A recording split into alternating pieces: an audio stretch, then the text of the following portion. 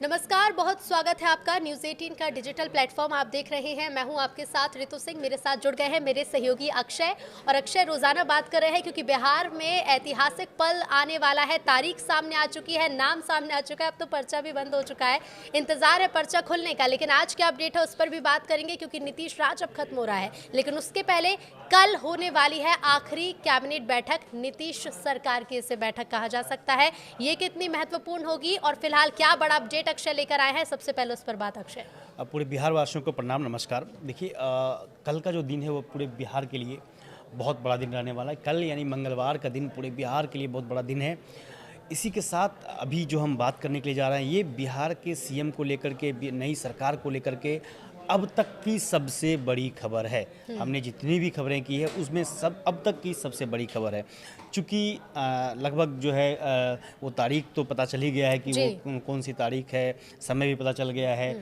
लगभग मंत्रिमंडल जो है वो भी हमारे पास है। पूरी लिस्ट जो है संभावित मंत्री जो होने वाले हैं। दर्शकों में आप सीएम नाम को लेकर तो अक्षय कई बार खुलासा कर चुके कि क्या संभावनाएं बन रही है, क्या समीकरण, लेकिन कैबिनेट को लेकर भी बड़ा असमंजस। पूरा कैबिनेट लिस्ट जो संभावित है वो भी हम आपको इस पूरे वीडियो में बताएंगे, चर्चा करेंगे कि कितने बीजेपी के हो रहे हैं, जेडीयू के, और वो हो रहे हैं तो वो कौन कौन से चेहरे हैं, उनके नाम भी हम चर्चा करेंगे। लेकिन शुरुआत करते हैं कि अब आगे बिहार में क्या होने जा रहा है।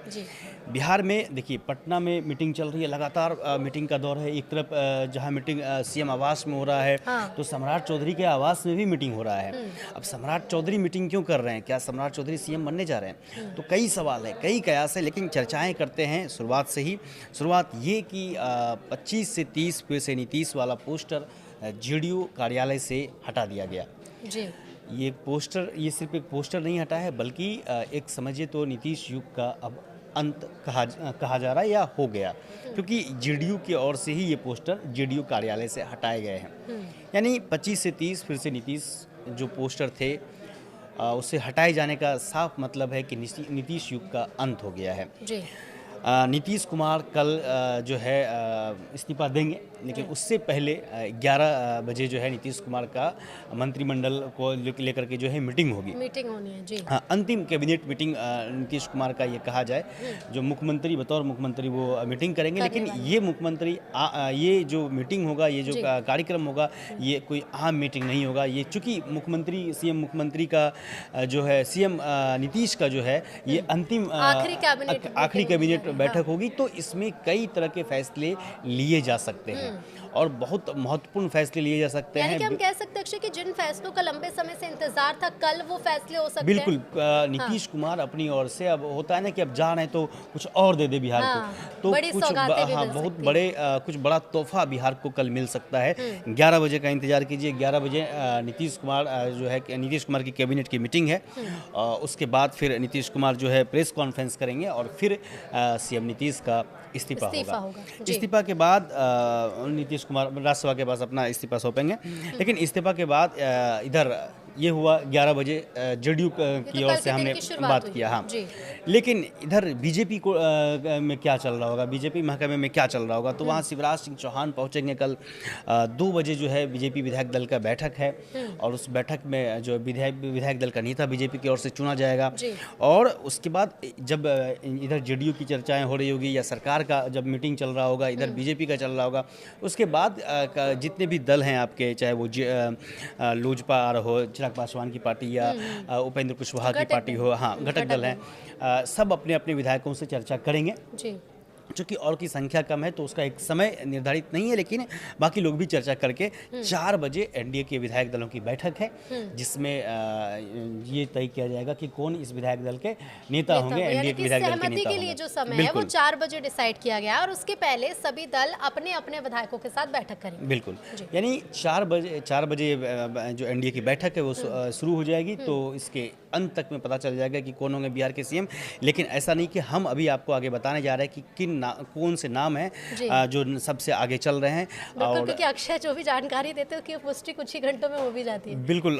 तो मैं बिल्कुल कह रहा हूँ कि सम्राट चौधरी का जो नाम चल रहा था कि सम्राट चौधरी, तो हम एक संशय बता रहे हैं कि ये हो सकता है कि सम्राट चौधरी बिहार के सीएम नहीं हो। जो मीडिया कवरेज चल रही है, खबरें, ये इस तरह की चर्चाएं हैं सोशल मीडिया पर भी, लेकिन क्यों नहीं हो सकते हैं ये भी हम चर्चा करेंगे। इसके पीछे क्या रीज़न है? लेकिन 14 हम बात कर रहे थे 14 तारीख की। 14 तारीख को शाम के 4 बजे एनडीए बैठक दल की मीटिंग है, विधायक दल की मीटिंग है। उसके बाद 15 अप्रैल को 11 बजे शपथ ग्रहण समारोह होगा, जिसमें जो भी मुख्यमंत्री बनने जा रहे हैं उनका शपथ होगा और मुख्यमंत्री होंगे और कई सारे मंत्री भी होंगे।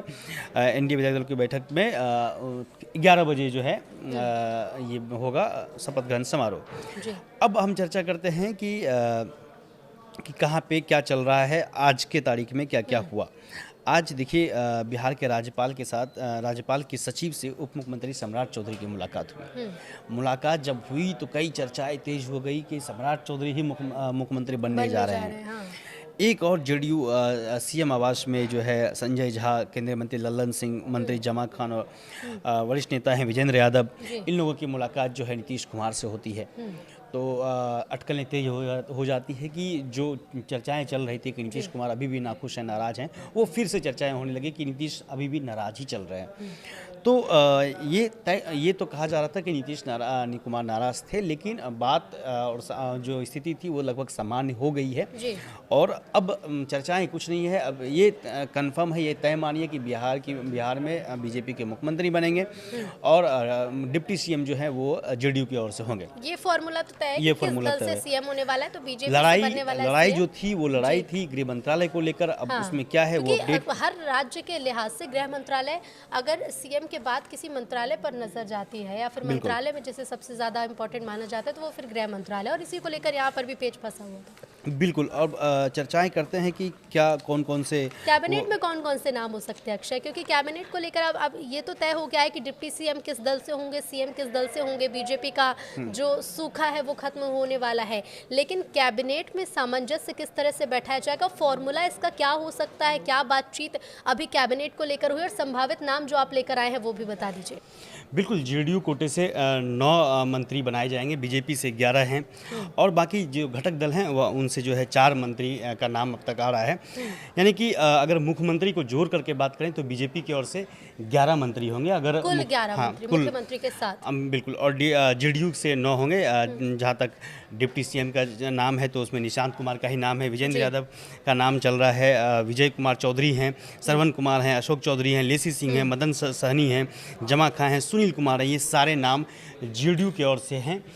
ये अब भी जो है ये मंत्री है, मैं बताऊं ये अब भी मंत्री हैं। तो कुल मिलाकर के ये है कि बहुत ज़्यादा जेडीयू की ओर से भी मंत्रिमंडल में कोई बहुत ज़्यादा बदलाव नहीं होने वाला है, लगभग सेम होंगे। और निशांत कुमार की सिर्फ नई एंट्री जो है वो निशांत कुमार के होंगे। ये संभावित नाम है, ये ऐसा ही कहा जा रहा है। बीजेपी की ओर से मुख्यमंत्री पर हम चर्चा करते हैं, लेकिन उसके बाद विजय कुमार सिन्हा हैं, मंगल पांडे हैं, रामकृपाल यादव हैं, दिलीप जायसवाल हैं, श्रेयसी सिंह हैं, लखेंद्र पासवान हैं, रामा निषाद हैं, प्रमोद कुमार चंद्रवंशी हैं, अरुण शंकर प्रसाद हैं, संजय सिंह टाइगर हैं। ये सारे नाम हैं। फिर बाकी घटक दल की बात करते हैं तो संतोष कुमार सुमन, संजय पासवान, संजय कुमार सिंह, दीपक प्रकाश। तो ये जितने भी हैं नए, इसमें आप अगर पूछेंगे कि नए कौन है तो नया कोई नाम अभी नहीं आया है, चूंकि कहा यह जा रहा है कि बहुत ज़्यादा बदलाव नहीं होगा। जो बदलाव होगा यानी कि कैबिनेट में बदलाव नहीं होगा, सिर्फ सीएम और डिप्टी सीएम का जो फॉर्मूला है वो फॉर्मूला अब इस दल से उस दल की तरफ जाएगा। बिल्कुल बिल्कुल। जो कहा, लेकिन एक चीज़ें अब जो अपडेट आई है वो ये कि मुख्यमंत्री तो एक होंगे ही, उप मुख्यमंत्री जो पहले कही जा रही थी कि जेडीयू के 2 होंगे, तो अब 2 ना होकर के जेडीयू के 1 मुख्यमंत्री होंगे और वो लगभग निशांत कुमार ही होंगे। अब चर्चा ये कि आगे अब सीएम कौन बनने जा रहे हैं, जो सबकी नज़र है सीएम के ऊपर में। तो सीएम को लेकर के देखिए, मैं क्यों बोल रहा था कि हो सकता है कि सम्राट चौधरी मुख्यमंत्री नहीं बन रहे हो। चर्चाएं, जब मैंने कहा कि जब सम्राट चौधरी के आवास पे जो है मीटिंग हो रही थी, उसमें कई सारे लोग पहुंचे थे, तो ये हो गया कि भाई सम्राट चौधरी मुख्यमंत्री बनने जा रहे हैं। हाँ। लेकिन मुझे अब भी संशय है कि अब मुझे संशय ज़्यादा हो रहा है कि सम्राट चौधरी मुख्यमंत्री नहीं बनने जा रहे हैं, क्योंकि मीडिया में जितने ज़्यादा नाम जो है उछाले जाते हैं, जितने ज़्यादा कवरेज उनको मिलता है, उसके बाद ऐलान में वो पीछे दिखाई देते हैं। उसके बाद कहीं ना कहीं चीज़ें पीछे हो जाती है। जो नाम अब जो रेस में आ रहे हैं वो कई सारे नहीं, 3-4 नाम हैं, लेकिन सम्राट चौधरी के बाद अगर हम चर्चा करें तो संजीव चौरसिया का नाम है।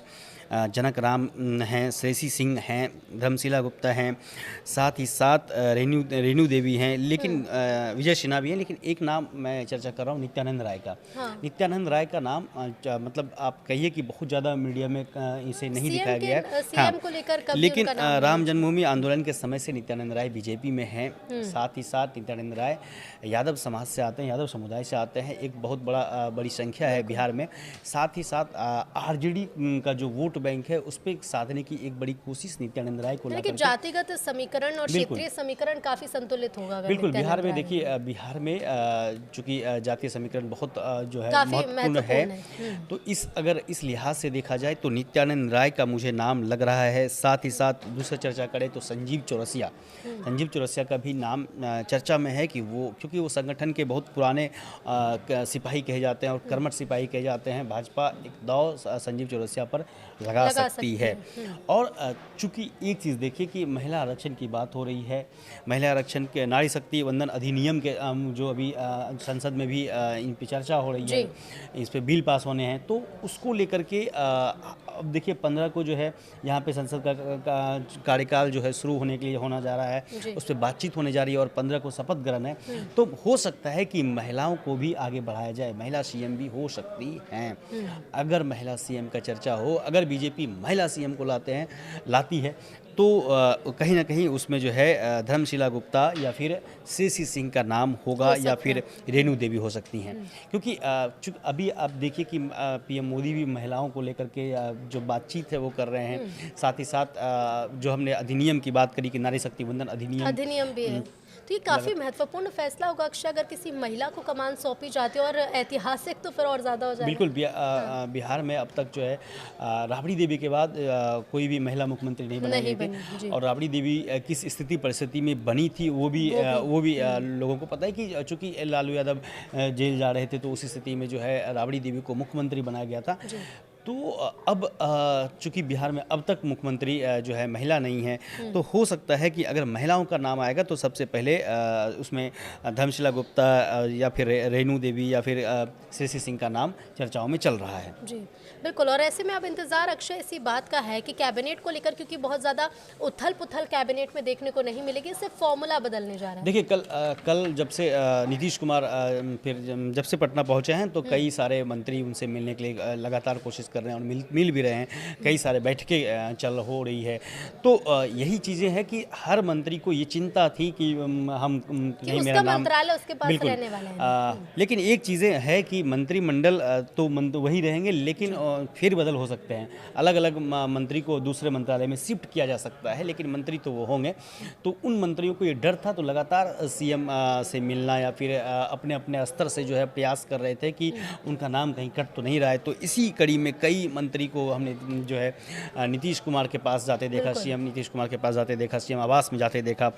तो जमा खान भी अभी आज ही जो है, आज जब बैठक थी तो वहाँ से निकले, फिर उन्होंने कहा कि अब जो है जो नई सरकार जो है 15 को बनने जा रही है। तो आप ऐसे समझिए कि तैयारियां पूरी हो चुकी है। गांधी मैदान में पहले शपथ ग्रहण होता था, तो अब नए चूँकि अब बीजेपी जो है लोक भवन पूरा सज गया है, वहीं पे जो है शपथ ग्रहण होना है।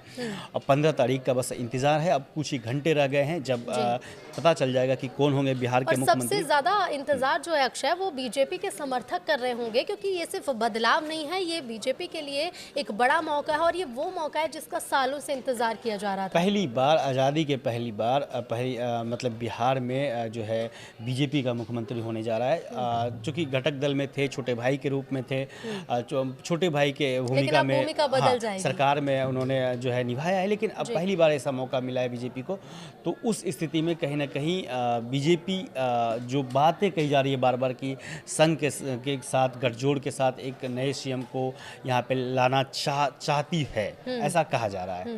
बिल्कुल, और अब देखना होगा कि ये बदलाव जो है, ये बदलाव कितना चौंकाता है, ये नाम कितने चौंकाएंगे, और जब कैबिनेट, नई कैबिनेट सबके सामने होगी तो जो फॉर्मूला जी सम्राट चौधरी का जो हम लोग चर्चा कर रहे थे कि क्यों नहीं नाम हो सकते, तो सम्राट चौधरी को लेकर के चूंकि इतना कवरेज है सम्राट चौधरी को लेकर के, सोशल मीडिया पर इतनी चर्चाएं हो रही है, मीडिया में इतनी चर्चाएं हो रही है, मुझे लग रहा है कि सम्राट चौधरी का नाम कहीं ना कहीं इस वजह से भी जो है साइड या फिर पीछे किया जा सकता है। और दूसरी चीज़ की जो मैंने बहुत पहले भी कहा था कि सम्राट चौधरी जो आरजेडी काडर से आते हैं, पहले आरजेडी में रह चुके हैं, तो उस स्थिति और परिस्थिति में जब बीजेपी अगर कोई हार्डकोर अगर बीजेपी कार्यकर्ता को ढूंढे, तो उस स्थिति में सम्राट चौधरी का अगर अनुभव काउंट किया जाए तो उस मामले में सम्राट चौधरी थोड़े से पीछे जो देखते हैं बीजेपी जब भी मुख्यमंत्री बनाती है तो कहीं ना कहीं जो है बीजेपी राजनीतिक इतिहास क्या रहा है उस पर, और साथ ही बीजेपी से कितना जुड़ाव पहले से रहा या फिर संघ से रहा।